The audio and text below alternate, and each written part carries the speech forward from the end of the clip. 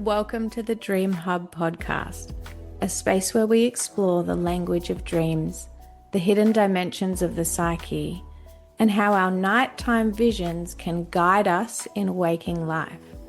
I'm your host, Melissa Johnson, and it feels so good to be here again and to open this new season with someone very special, a returning guest who I deeply admire, Athena Laz. Athena, welcome back to the Dream Hub podcast. Thank you so much for having me on again. It's wonderful to reconnect with you. I'm so happy to have you here. And if you're listening and you haven't already heard the previous episode I did with Athena, she is the best-selling author of Women Who Dance in the Dark, The Alchemy of Your Dreams, and the Sisterhood of Seers Oracle deck. Her books have been translated into more than 13 languages worldwide. She's an intuitive, a psychologist, and a lucid dream teacher who helps thousands of people connect to spirit and psyche through dreams, mysticism, intuitive development, and archetypal work. And you can explore more of her offerings at athenalaz.com. Personally, The Alchemy of Your Dreams has been one of my absolute favorite books on dreaming because it's both practical and magical. It guides you to work with your dreams as a tool for transformation and healing. And then Women Who Dance in the Dark is her latest book, and it dives into the shadow, the feminine mysteries, and the power that we find when we move through the hidden parts of ourselves. And the Sisterhood of Seers Oracle deck is a beautiful companion for intuitive guidance, connecting you to archetypes and inner wisdom. So, as you can hear, her work is truly expansive, and I'm so thrilled to welcome her back onto the podcast. But today we're exploring something new. It's the medial archetype. So, let's talk about who this figure is, how it relates to dreaming, the way it can appear in our visions. I'm really excited to hear about this. It sounds really fascinating.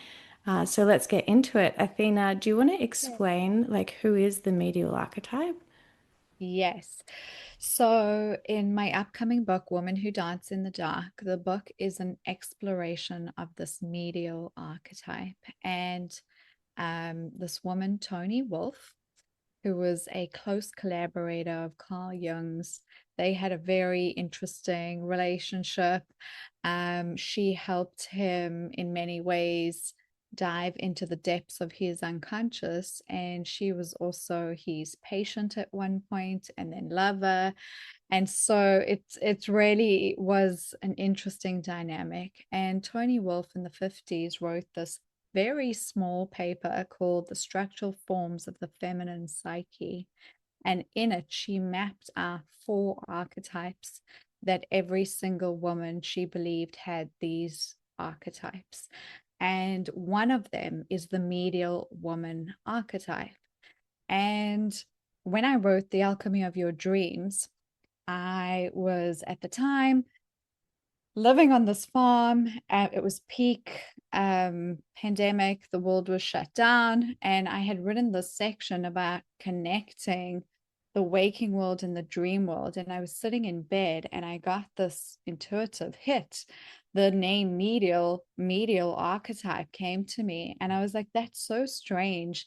So I typed it. I Googled it. Of course, I Googled it. And her work popped up, and Clarissa Pinkola Estes' work also popped up because she wrote a very small paragraph on the medial woman in her book, Women Who Run with Wolves, right? So my book is a look at the medial archetype, not in a very traditional sense, more in our time and space, and what it means as dreamers and how it can help us as dreamers. So the medial archetype at its core form to me, and taking from Toni's work here, it's really this archetypal guide that helps us to bridge the unconscious and conscious. And also the guide that helps us to access what she kind of worded as mediumistic. She didn't mean that in a positive sense, but to me, it's really our multidimensional aspects or part of ourselves. So at a very sort of fundamental level, this medial archetype is an inner structure that we can connect with to better help us move between the realms of dreaming and waking, move between the realms of the unseen and seen. And really, it's about, to me, forgetting what we know about that and kind of returning to that remembrance. So it's a very long answer for a very short question, but I hope I did it justice. Yeah, I liked that thick description because it helped me to picture what you're talking about, and it's that space between waking and dream, sort of like a liminal guide, or the part of you that wants to go deeper, and almost where you sit when you are doing dream work and you're figuring out, the messages from the dreams and you're bringing it into the waking world. That's how what I'm Absolutely. picturing. Yeah. Yeah, absolutely. And you're spot on about it. She's a liminal threshold guide. And when I say she, archetypes really, well, to me, right, and something that I share in the book, the gender is really quite irrelevant. Um, this type of archetypal guide can appear in many ways and symbols, as a woman, as a guardian, as a man, as a non-gendered person, being. So it really doesn't matter. What matters is the function of that archetype and what it mirrors for us, and then also our ability to connect with it directly, because it can help us in thresholds. And when we find ourselves in liminal spaces, like collectively, we're currently in quite a liminal space. Archetypal forces do arise in collective consciousness to help mediate that change.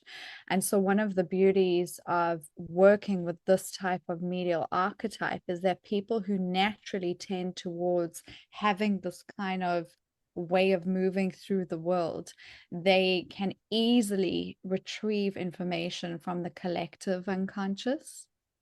And so that's an interesting space to be in. And for Tony Wolff, and something that I echo, I think dreamers naturally, people specifically who go into deep dream work, from experience most of the time that you don't just dream on behalf of you. You can dream about the collective, your friends, your neighborhood. Sometimes, I think in the last time we spoke together, I think we spoke about how people sometimes have dreams about a tsunami and they're living on the other side of the world, right? That's how connected we are.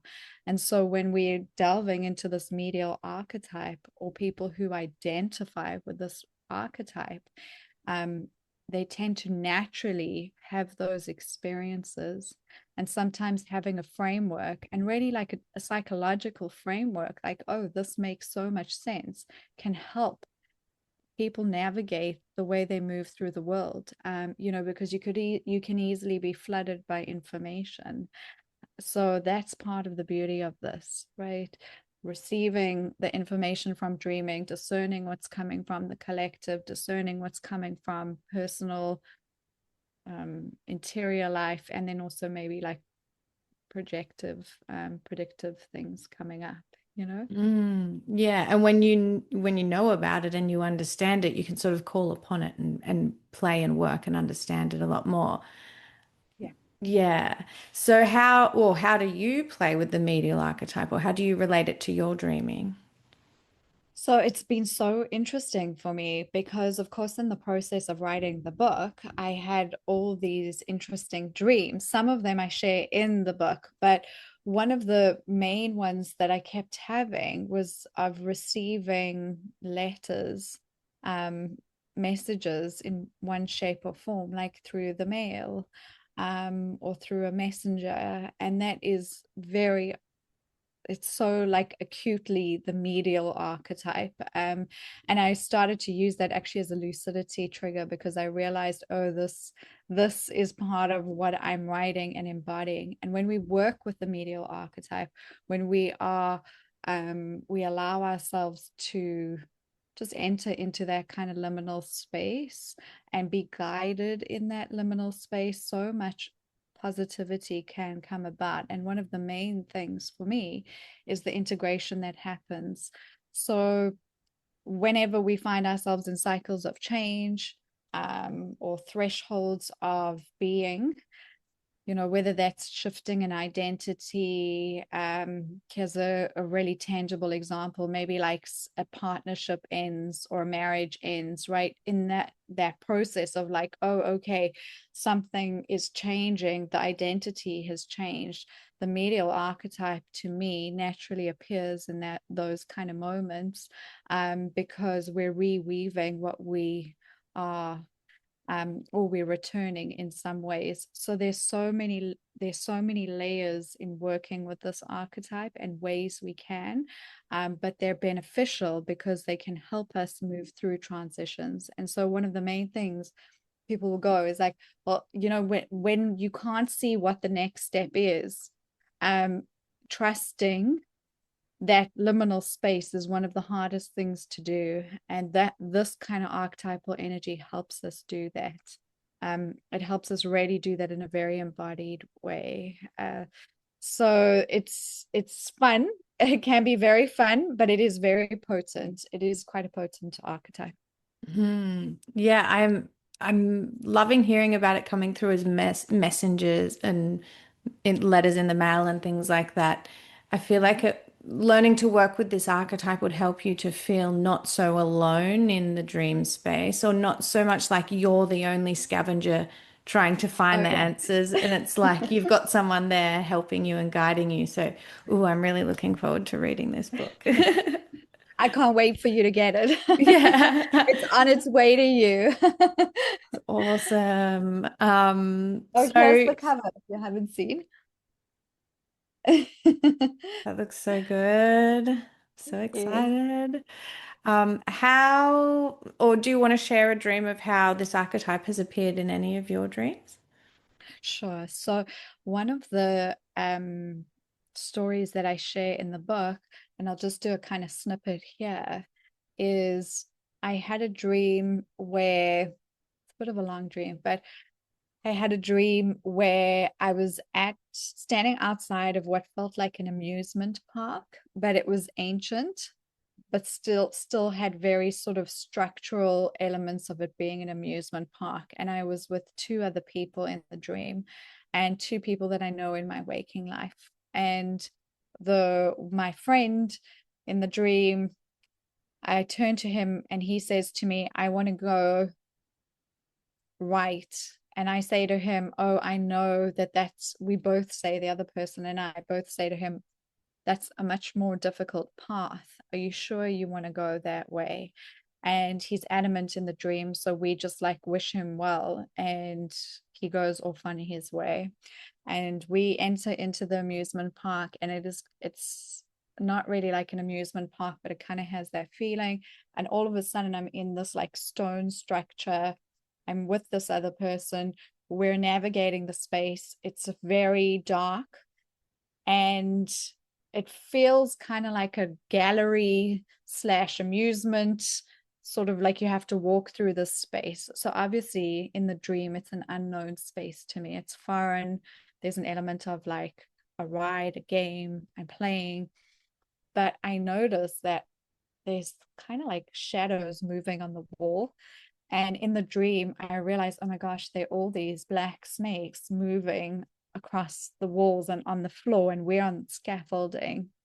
And I realize if I just stick in the middle path, like if I stand in the middle of the path and I don't put my hands on the railings, like that, I'll be absolutely fine in that ride. And that's part of the goal. And then I meet a man in the dream who is very old, and he needs help like jumping over railing. And I try and help him. And as I help him, he has this long staff, like a walking stick. And he doesn't even need it. He just like hops over the railing and kind of like winks at me in the dream. It's very like whimsical. And then we finally get out of the space, and I realize that he's a very important man, and I have to give him a drink. And we're at this like concession stand, and I give him this drink. And that dream's kind of part of a longer dream. But he is a very good example of a medial guide. He was old and he was young. we were in the middle path. The middle path to me also represents a lot of the middle path in what Buddhism says, right? In equanimity, the energy almost of equanimity. And so in the dream, we come out, we're at the concession stand. I give him this drink, and then all of a sudden, the other person and I, we're in a hotel. The whole point of being in this hotel is to find the exit. And if we find the exit, we know that we will have made it completely out of the game. And I finally get to the doors. You'll like this because you do lucidity. I finally get to the doors and I'm like, yes, I'm about to exit. This is so great. And I wake up. So, you know, that's kind of one example. Why do we always have to wake up right at the big moment? Too much excitement. Exactly. Too much excited when you're not really out of the game, not really out of the illusion, you know. Back to begin it again another morning. Exactly. Exactly. Well, that's So, cool. So, yeah, yeah, it was really interesting, and that you're on scaffolding and like not to touch the railings you were saying, and then this old man just sort of jumped over and winked at you. Like it's actually so much easier than you thought, kind of right. pushing you to go out of your like perceived boundaries. Exactly. And the perceived boundaries of what's easy and hard, what's safe, what the parameters are, right? So I Mm, really, and that dream came smack bam in the middle of me writing, just after I'd finished the kind of mythic portion of the book. mm, And so I felt like it was very poignant because in the mythic journeys, you go through patches where you are dropped into spaces.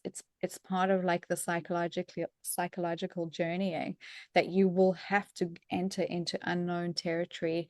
That is part of the almost like the initiation of it. Otherwise, you cannot get to the other side. mm, And so even whatever the fear factor is, right? So for me, okay, in that dream, it was a lot of black snakes that I couldn't see. I think not being able to see it, was very, very telling. And I think that's telling for us collectively as well, mm, where we really don't have an idea of what things feel ambiguous. It's so easy to fall into fear, right?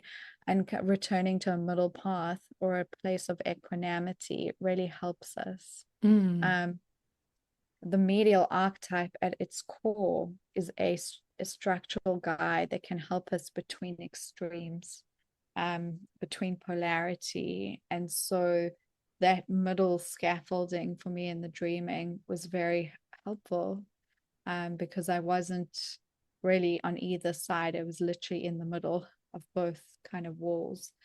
So it's interesting, and I think the way we work with our dreams and the way we unpack them and the way we make meaning of them is really what ends up being beneficial and helpful. And so when we work with archetypal guides, or archetypal imagery that naturally arises, I think there's always a level of that, wow, this is actually something quite big. It is something quite unknown or unique. And so there is always like a level of learning that happens in that process. And to me, it's actually really wonderful because you don't have to know everything to do this journey. You don't have to have all the answers. I think so many of us sometimes feel pressured to like have answers. Someone will ask an opinion, like, what do you think about this situation? And because we're so also interconnected and also vocal, well, many people are so vocal, it can feel easy to feel pressured about that. And this kind of energy comes in, this archetypal energy comes in and says, like, actually, are we sure that kind of way of being and living is helpful? And okay, so you really don't have the definitive answers, or are you willing to kind of shake loose everything that you think is absolutely right or wrong? mm, That's also interesting, and a really interesting space to be in. And so our dreaming mind, our dreaming lives respond to that. And it gives us imagery that we can understand and work with, but also grow from. right? So that image, that man who popped up in my dream, it was so pivotal for me. I can picture his face now. I did a lot of research after to try see if I could find like what it linked back to, and the closest thing that I came to was a Haitian um, guide, actually. And I do it much better justice in the book because now I've of course gone completely blank. It's In okay. We'll just speaking have to to read it in more you detail. just have to read it Yeah. and remind me about the potency of it. And I Yeah. was curious, like, did you, because I suppose this dream has such like a big, I don't know, like a felt sense of a meaning where like you see the bigger picture and you understand what that all means. But I'm curious, did you go through and like really work on each symbol or aspect of the dream and try to apply it to your life? Like, did you go in and go, okay, an ancient amusement park, like, and figure out what that setting could relate to in your life? Have you done all of that? Or did you just go, you know what? This is just like the bigger picture, and I get that. I feel like it was dual layered. And so part of the ancient and modern thing, I think to me, when I looked at it, and I actually think I think I did go through it quite symbolically, but unified, right? Because I'm in this ancient structure, kind of had this like ancient Egypt feeling, but then it's a modern amusement park. And that's exactly what we are doing. We're bridging, right? So there's something old. Oh, my psyche gave it to me in such a tangible way. Kind of looks like Egypt, but isn't. And then it's an amusement park. My friend goes right in the dream. We go left, but we land up in the middle, right? And so, like, all these symbols were literally just going, okay, what the dichotomy of going one way, another way, old and new, all the splitting that we do naturally, inside, outside, nature, housing, right? All the splitting. Actually, our perception is split. We meet this so directly in lucidity, right? The minute you walk through a liminal passage, you go through the hypnagogic state of sleep, right? Into dreaming, waking, sleeping, dreaming. The minute that has happened, I feel like at least once, you just know it's experientially known, right? Like, oh, what I perceive to be these two diversely distinct things are actually not. It's my perception, it's my level of lucidity. Currently, we're in the world, everyone, I say everyone, I mean it in a hugely generalized way. So many people are feeling that extreme splitting, right? And our perception can be healed from within, right? So I think on my own personal capacity, when I had that dream was kind of just like hammering it in for me. Oh, okay, you're writing about this bridge maker, this pathway of equanimity, this medial medicine maker for the collective that can connect to spirit, that can connect to psyche, that can connect to nature. And that dream gave me those kind of symbols, right? So it was a huge mirror. And then I also loved in the dreaming, and something that I shared in the book, because I wrote the book in the feminine form, of course, in my psyche, the medial guide often appeared as a man, which I loved, right? And I loved that it could be that, and I could put that into the book as well. It's not meant to be rigid.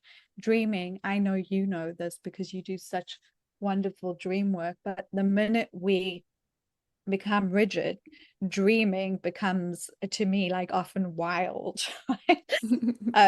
We'll, or it'll show us our rigidness. You know, you'll be stuck in an elevator, you know, you're in an elevator, you can't get out, you're constantly in like a force structure, you're in 444, you can't get out of that kind of way of being. You know, so I really think that many people will be having these kind of dreams. I had a very interesting conversation with ChatGPT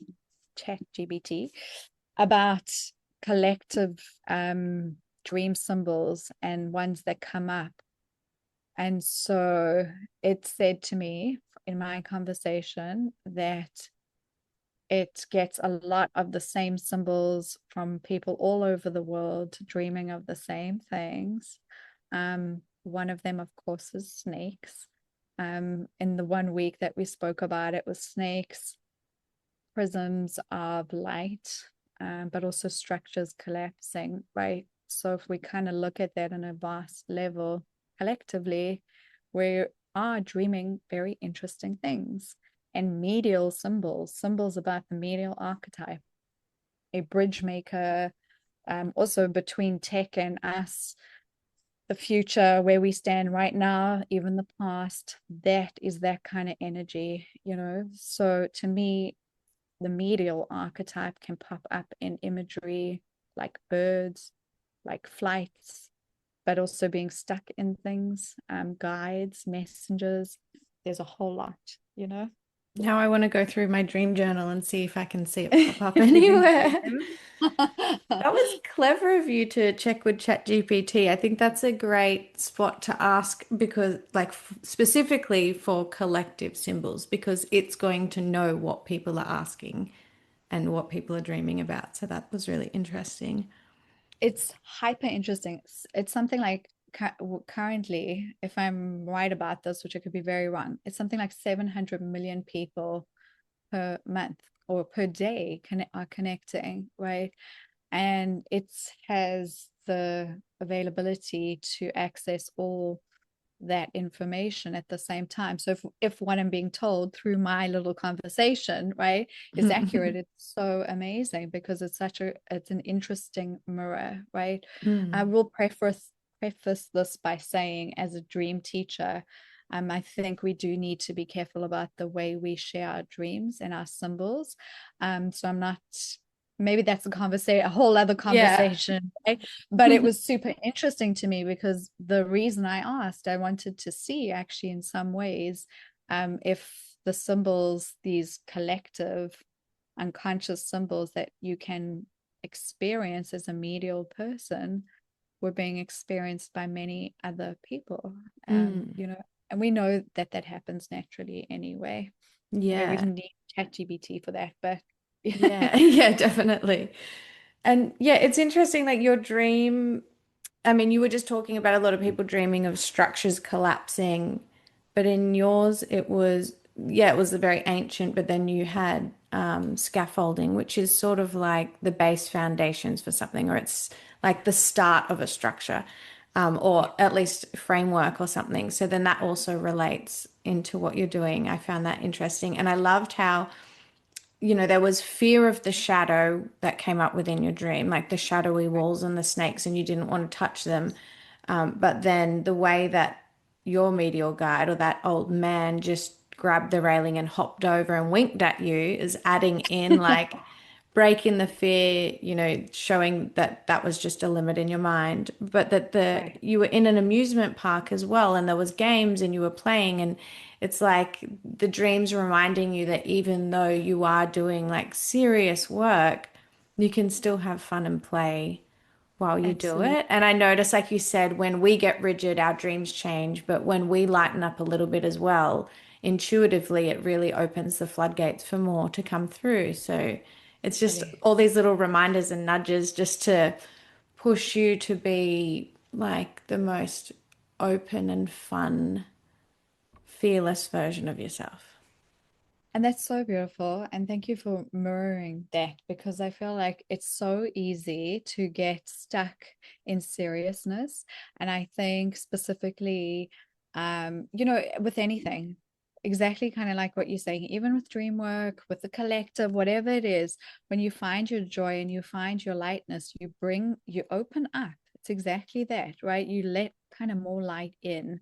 And I think that's something that really um, can be helpful as well, especially if you're in a process of integration, right? So if something shadowy does come up or frightening, it feels so tangible and real in those moments, and it is, right? Like in that dream. Oh yeah, I felt fear. I was scared. I was scared. I wouldn't say like absolutely terrified, but I was kind of like cautious. Like I didn't want like this. snake climbing on me, right? um and then it was like, oh wait, it doesn't have to be, this transformation doesn't have to be so overwhelming or frightening. It's just change. And so I think that's kind of, very helpful to remember, like you're saying, and to lean into it. I think we could all do with a bit more Yeah. joy.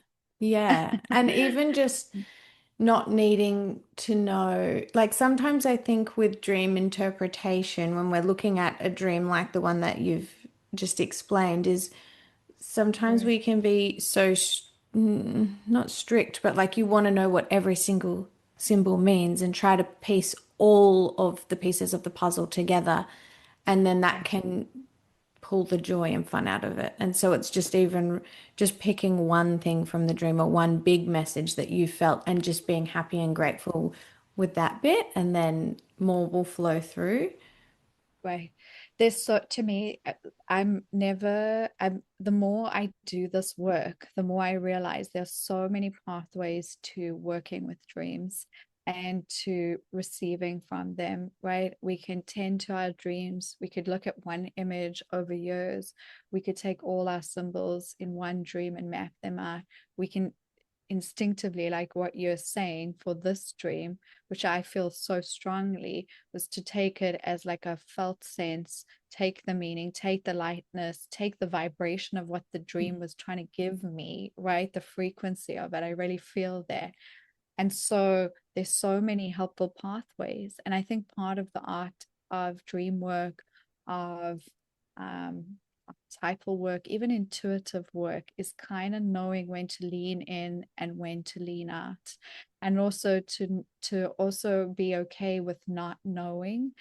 Something that I feel comes up a lot. People will often ask me, sometimes like a really strange symbol will come up. Sometimes it may have it might be two symbols merging, right? And that can be strange. And I think the instinct is to want to know what it is, that the analytical mind, like you're saying, wants to quantify it and sometimes define it. And then you're kind of on the other way through, like you're on the other side of it. And sometimes sitting with it is even more difficult a task because you're allowing the image to move you, which is so powerful. So I really love that you brought that into our space and our conversation, because I think it's a wonderful way of working with dreams. Yeah, definitely. Yeah, there's so many different ways to do it and so many different types of dreams as well, and then so Right. many different layers within each dream. That's so Exactly. magical. I love it. That's so great. Is there anything else that you want to share with the listeners to let them know about this new upcoming release, or anything else about the book that you want to share before we wrap it up? Sure. Um, there's nothing that I can think of offhand, other than to say that this is really, the medial archetype can be worked with through dreams, but it can also be worked through and with very much in waking life. And it also is a structure of the psyche. And so there are multiple pathways of being able to connect. And what is so beautiful about this is that it helps us to connect the symbolic language of waking life, to dreaming, and vice versa. And so the connection is kind of like complete in a way. Um, and then that's it. That's all I have to share. That's interesting. I want to hear a tiny little bit more. Can you give us a tip about how to work with it in your waking life? So I think one of the most helpful ways, to work with this kind of way of being, right, is to see if symbols track in waking life. So, for example, if you have, not even if you have a dream, say you're walking through your general life and you happen to see a symbol, right? And it's something that stands out for you. So maybe you see, I don't know, like a shell with a specific shape on it. And then later you go into a space and then you see the same image, right? Usually we go, okay, that's wonderful. That's synchronicity. That's so great, right? But that's also you in training to the fields around you and connecting. And when you do that, you are stepping into liminal awareness. And that can track into dreaming. So you can begin to work with those waking day symbols and bring them into dreaming and vice versa, or do neither, just work with them in real time. And what I found is that the the connection becomes much clearer. The time seems to also change slightly in terms of like it can happen much faster, which is wonderful, right? And so there's a lot of ways to work with that. And then also just on a very like pragmatic psychological level, like, okay, so you've received this thing. Now what? Like, what do you do with that information? And so when we work with the medial archetype, yes, it's not it's not just unique to the medial archetype there. This is like a way of moving through the world, but mirroring the medial archetypes and accessing that form of the psyche can help us do that. We naturally know how to do that. So with Toni Wolf's original definition, she meant that like mediumistically, you can literally connect in that way. And I speak about that in the book. So we can take those symbols even further, right?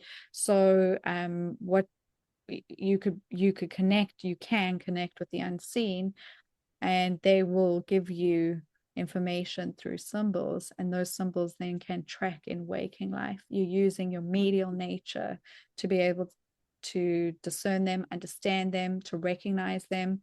So it's not just every single thing that you're seeing. Why that specific thing? What is it that makes you feel there, that helps you feel connected in that way? And then approaching it into dream work, right? So not the missing piece, but the connector principle here is the medial nature, because when we lean into that natural ability that we have, we can just do this easier, like more easily, right? We can access that way of being in a much more sort of like harmonious manner. And one of the reasons I wrote the book, I didn't realize it actually at the time, but I wanted to give people language in a way. I really did not realize this until I had finished the book, but it was very meaningful. It's so helpful to have language for this way of being that I think doesn't make it that just kind of like normalizes it a bit more. When we even talk about expanded states of consciousness in dream work, we're always saying like it's an expanded state of consciousness. We're walking through like a liminal passage. We have extra sensory perception. What I hope the medial label will do is just give people a label that goes, oh, wait, we are these things. Actually, it's as regular as walking outside and seeing. It's simply a function of the psyche, and we can point our focus. And when we point our focus in a medial way, we begin to receive information in much more dynamic ways. It's absolutely normal. It's a natural function of the psyche. According to Toni Wolf, who I love, she really felt like every single person could do every single woman. And then, of course, with any archetype, there's always you have to be careful not to like over identify with archetypes, and they come with things that, of course, you need to look at as well to become better. Like not better, but more integrated, right? So, for example, here's a really good tangible example of this: people who are naturally intuitive or naturally dream about collective things like tsunamis or whatever it is, they can tend to be so porous that they have really bad boundaries in their waking lives. And so part of working with this archetype is recognizing, oh, well, I hit some of these traits. So these are the things that I can work on that can help me expand my dream life, expand my waking life, but also expand my emotional and mental well-being. So the faculty of language helps us do that, the faculty of understanding who we are, the bringing dream work in again as this like very meaningful, powerful pathway and potent pathway that can help us in so many ways, and then linking that back into waking life so that that separation and that split changes. I think last time when we spoke, and I can't remember if it was on the podcast or after the call, I think we spoke about like shamanically dreaming with the land or dreaming with elders on the land, right? And part of to me, working with this medial way of being is accepting that this is a natural thing that we can do. And that when we open ourselves up in that way, those presences want and can connect with us if it's aligned in a way, if the level of frequency is there. I think that dream that I experienced of that medial guide is not just symbolic projection of my inner world of me writing that book. He is a Haitian representation of that medial archetypal energy, and it appeared in that way. And so there's also deep respect and reverence of walking in the world through this part, through this way, and in this way. And then they're also super helpful basic psychological things that you can do that can really, really help, so it's kind of like this whole package. Here are the gifts that you can get for being like this. These are the wonderful things, and then here are the things, okay, well, these are the things that if you're like this, you may need to do these things. And then hopefully collectively it just helps mainstream language, just to kind of move the conversation a bit further. That was great how you explained that. I'm glad I asked you to go into a little bit more detail at the end. I can see how, like, with relating to the symbols, like somatically or emotionally, like why that symbol or why did you notice that? Why did it stand out to you? Would be helping to build the connection between, like, consciously your mind, like you said, your language and the symbols. And I love the way that you explained all of that, because you're sort of intellectualizing, creating language with the symbols that appear to you. And when, like, in doing so, it's making the whole experience, or, trying to talk to about with people, less imaginary or less like woo woo, or, how do we know that's real and all that sort of a thing. Whereas, yeah, you've really explained how that works with the psyche and with the language, and what we see and how it is normal. And we do all dream and we do go to these places, and the world does speak back to us with symbols, Yes. and we do notice these things. So I love the way that you've explained that to be something normal and better than normal. Like, you would want to do these things. You would want to make friends with symbols and notice that sort of a thing, to expand your own consciousness and create a stronger connection to your own psyche and be able to understand your dreams more. Like, I can see so many benefits from working with this medial archetype. So I'm so excited for your book. I'm so grateful that you came on and explained this all to everybody. Well, I'm so grateful to be here and to share this with you. You are the first person that I'm in conversation with about it. So it's Yay. been, yeah, Hot off the great to press. have it out of the press. Very Yeah. exciting. So, guys, if you're listening and you would like to explore more of Athena's work, you can find her books, as well as her oracle deck, over at athenalaz.com. I'll put it down in the show notes so you can just click. Each one of these things offers its own way of working with dreams, symbols, and the wisdom of the unseen. If this episode has resonated with you, I'd love for you to subscribe, share it with a friend who's into dreams, or leave a review, because it helps this podcast reach more people who are ready to explore their inner worlds. So thank you, Athena. Thank you so much again for being here with us today. I've absolutely loved having you on. Thank you. I've loved it. And listeners, I'll be back soon with more dream-filled conversations. And until then, may your nights be vivid and full of meaning. Thank you.